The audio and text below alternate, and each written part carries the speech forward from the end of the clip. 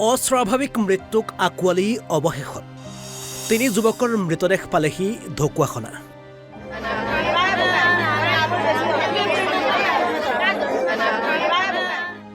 সকলোফালে শোকাকুল পৰিৱেশ।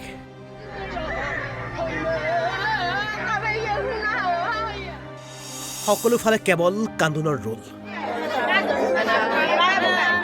হয়, এফালে দৰিদ্ৰতা আৰু অন্যফালে ধনৰ তাগিদাত বহিৰাজ্যত কাম বিচাৰি যোৱা অসমৰ 4 যুৱকৰ বাংগালুৰুত অস্বাভাৱিক কৰুণ মৃত্যু।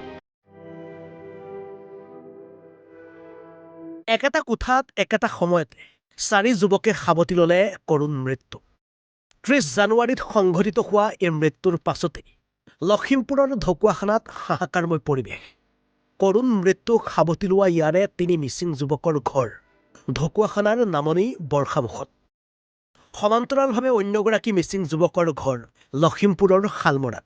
পাছে একেটা সময়ত একেটা কোঠাতে 4 যুৱকে কি কাৰণে মৃত্যু সাৱটি ল'লে সেয়া এতিয়াও ৰহস্যৰ আঁৰত।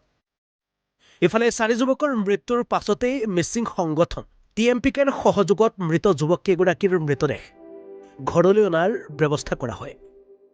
একাংশৰ মতে অভিযোগ, আবদ্ধ কোঠাত গেছ চিলিণ্ডাৰ লিক হোৱাৰ বাবেই এই অস্বাভাৱিক মৃত্যু। অন্য একাংশৰ মতে যুৱক 4গৰাকীৰ খাদ্যত মিলোৱা হৈছিল বিষ। পাছে অনুসন্ধানৰ অবিহনে কোনো ধাৰণাক মৃত্যুৰ প্ৰকৃত কাৰণ হিচাপে মানিবলৈ অমান্তি পৰিয়াল আৰু দল সংগঠনৰ। উচিত তদন্তৰে এই মৃত্যুৰ ৰহস্য ভেদ কৰিবৰ বাবে চৰকাৰলৈ দাবী পৰিয়ালৰ লগতে মিচিং জাতীয় সংগঠন TMPKৰ। আমি ল'ৰাকেইজনক ইতিমধ্যে ধনঞ্জয় তাইত ডেড বডি আহি পাইছে। ডেড বডি আহি পাই পিনি আপোনাৰ এইখিনি গোটেই পৰিৱেশ আপোনালোকে চাইছে চাগে। আমি মানি ল'ব পৰা নাই, যিটো ল'ৰা কোনো বেমাৰ নোহোৱাকৈ বাংগালুৰুত মৰিবলগীয়া হৈছে, এইখিনি আমি কিন্তু মানি ল'ব পৰা নাই। পুনৰবাৰ অসম চৰকাৰক আমি অনুৰোধ জনাইছোঁ এইখিনি ডেড বডিৰ কাৰণে, আৰু যিকেইজন ল'ৰাই মৰিছিলে তেওঁলোকৰ উত্তৰ তথ্য বিচাৰি আৰু পুনৰ কেছখিনি কিবা কৰি পিনি আমাক জনালে ভাল হ'ব, কাৰণ আমি মানি ল'ব পৰা নাই।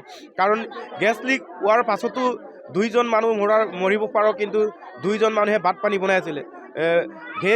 গেছ লিক হোৱাৰ পাছত আপোনাৰ যোনটো ল'ৰাই 2জন ভাত বনাইছিলে, গেছ লিক হোৱাৰ পাছতো ব্ৰাছেই হ'ব লাগিছিলে, কিন্তু কেনেকৈ 4জন মানুহ মৰিব লাগে?